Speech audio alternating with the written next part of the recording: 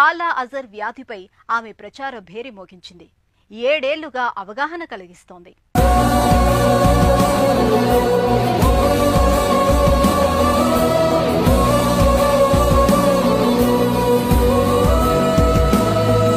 ఈమె నిన్నటి బాధితురాలు, నేడో పోరాట యోధురాలు. పేరు పింకీ చౌహాన్. ఉత్తరప్రదేశ్ రాష్ట్రం డియోరియా జిల్లా నేర్వ గ్రామం. పాఠాలు చెబుతోంది కానీ ఉపాధ్యాయురాలు కాదు. కానీ ఆమె మాట్లాడితే క్లాస్. అదే పింకీ క్లాస్. కాలా అజర్ అనే ప్రాణాంతక వ్యాధి నుంచి క్షేమంగా బయటపడింది. తనకే అవగాహన లేని జబ్బు ఓ సీజన్లో పల్లెలపై విరుచుకు పడుతుంటే ప్రేక్షక పాత్ర వహించలేకపోయింది. జనంలోకి దూసుకువెళ్లింది, ప్రభంజనమైంది.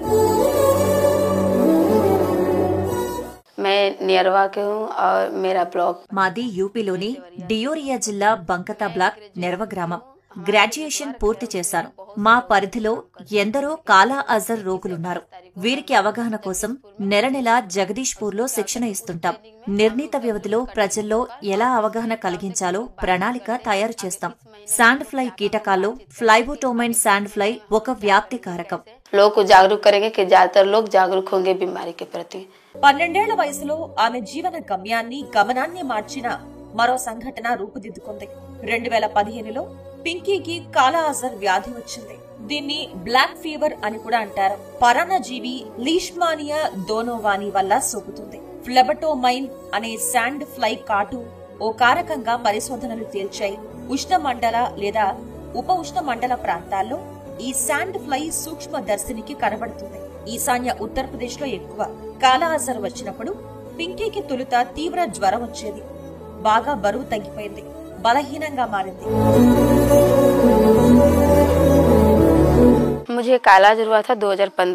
నాకు 2015లో కాలా అజర్ వచ్చింది. కుషీనగర్ జిల్లా ప్రభుత్వాసుపత్రిలో చికిత్స పొందాను. సరే, వ్యాధిపై గెలిచాను. ఇప్పుడు ఆరోగ్యంగానే ఉన్నాను. అయితే ప్రజలకు ఇంకా కాలా అజర్పై అవగాహన లేనేలేదు. అందువల్ల నేను వ్యాధిపై అవగాహన కల్పించేందుకు ఏర్పాటైన విముక్త రోగుల వ్యవస్థలో భాగస్వామినయ్యాను. పింకీకి అంత త్వరగా ఏమీ తగ్గిపోలేదు. కుటుంబ సభ్యులకు ఆమె పరిస్థితి ఒక మిస్టరీగా మారింది. కొన్ని వారాల తర్వాత తనకు ఆరోగ్య సంరక్షణ కేంద్రంలో RK39 ర్యాపిడ్ డయాగ్నోస్టిక్ పరీక్షతో నిర్ధారించారు. సరైన చికిత్సకు మార్గం చూపిన పరీక్ష అది. కానీ కోలుకోవడానికి చాలా కాలం పట్టింది. కాలా అజర్ పింకీని శారీరకంగానూ ఇబ్బంది పెట్టింది. పోస్ట్ కాలా అజర్ డెర్మల్ లీషిమానియాసిస్ PKDL తో చర్మంపై మచ్చలొచ్చాయి. వ్యాధి దశలో ఈ ద్వితీయ దశ సంగతి ఏంటో చూడాలని ఆమె మరింత పట్టుదలగా ఎత్తించారు. ఆమె సంకల్పం మరింత బలపడింది.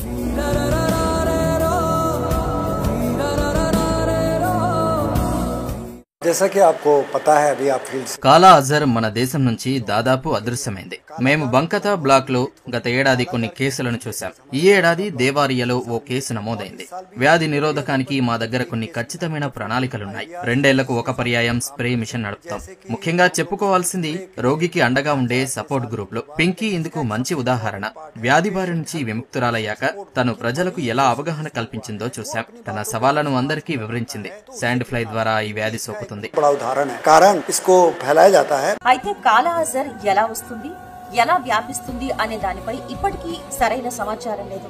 ఈ లోపాన్ని గుర్తించే పింకీ చౌహాన్ తన స్వీయానుభవం జోడించి ప్రజల్ని విద్యావంతుల్ని చేసే ఉద్యమాన్ని ప్రారంభించారు. చుట్టూ ఉన్న వారిలో అవగాహన కల్పించడం, వ్యాధి వ్యాప్తి నిరోధంపై సూచనలు ఇస్తారు. ఇందుకోసం ఆమె పింకీ పాఠశాలలు నిర్వహించారు. గ్రామాల్లో వివిధ పాఠశాలల్ని సందర్శించి కాలా అజర్ వ్యాధి లక్షణాలను ముందుగా ఎలా గుర్తించాలి, ఎలా జయించాలి అనే అంశాలపై అవగాహన కల్పిస్తున్నారు.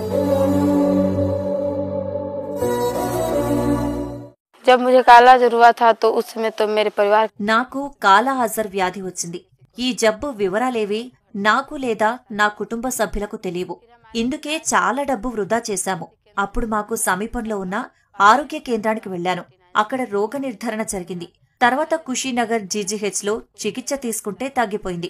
కాలా అజర్ పై నా స్వీయ అనుభవంతో ప్రజల్లో అవగాహన కార్యక్రమాలను ఆరంభించాను.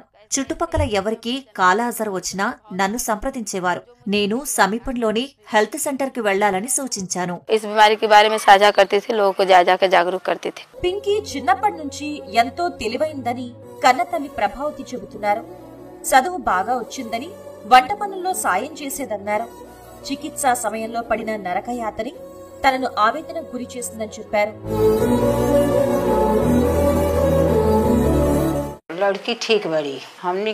మా అమ్మాయి మాకు ఎప్పుడూ గొప్పే. తనింకా చదివి దేశానికి సేవ చేస్తుందని భావిస్తున్నా. వంట చేస్తుంది, పశుపోషణ నిర్వహణలో సమర్థురాలు. పింకీ అనారోగ్యంతో ఉండగా ఎంతో ఆందోళన చెందాం. ఎందుకంటే ఆ జబ్బు గురించి మాకేమీ తెలియదు. లాభం లేదని ప్రభుత్వ ఆసుపత్రికి తీసుకెళ్లాం. మాయదారి జబ్బు వచ్చిందని మాకు అప్పటికీ గాని తెలియలేదు. అయితే అక్కడ చక్కగా చికిత్స చేయడంతో కోలుకుంది.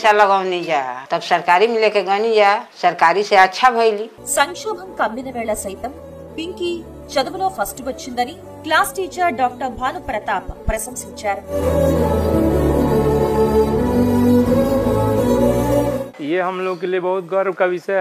పింకీ లాంటి విద్యార్థిని ఈ స్కూల్లో చదవడం మాకెంతో గర్వకారణం. ఉన్నత విద్యను తనిక్కడే పూర్తి చేసింది. దురదృష్టవశాత్తు కాలాజర్ వ్యాధి వచ్చింది. అయితేనేం దృఢ సంకల్పంతో నిలిచింది. ఆ సంకల్ప బలమే వ్యాధితో పోరాడేలా చేసింది. ఆ పట్టుదలతోనే చదువు కొనసాగించింది. సవాళ్లను కూడా తను అధిగమించింది. అదే సమయంలో ఎందరెందరో కాలాజర్ బారిన పడడం చూసింది. అప్పటికీ ప్రజల్లో అసలే అవగాహన లేని ఈ వ్యాధిపై వారిలో అవగాహన తేవాలని నిశ్చయించింది. పింకీ కథ కేవలం ఓ వ్యాధిని జయించిన విజేత కథగానే చూడకూడదు. తను అంధకారంలో ఆశాదీపం. ఇది ఎవరి ఆరోగ్య పరిరక్షణకు వారే చొరవ తీసుకోవాలి అన్న స్ఫూర్తిని నింపే కథ. కొద్దిమంది వ్యక్తులు సంఘటిత శక్తిగా ముందుకు వస్తే మార్పు తథ్యమని చెబుతోంది. పింకీ జీవిత కథ ఓ సాధికారత. ఎంత పెద్ద కష్టం వచ్చినా గుండె నిబ్బరంతో, ఆత్మస్థైర్యంతో ముందుకు సాగింది. తనలాంటి పరిస్థితి మరెవరికీ రాకూడదు అన్న నిజాయితీ, నిబద్ధత, సమాజంపై ఆర్తి పింకీ చౌహాన్ నిత్య స్ఫూర్తి.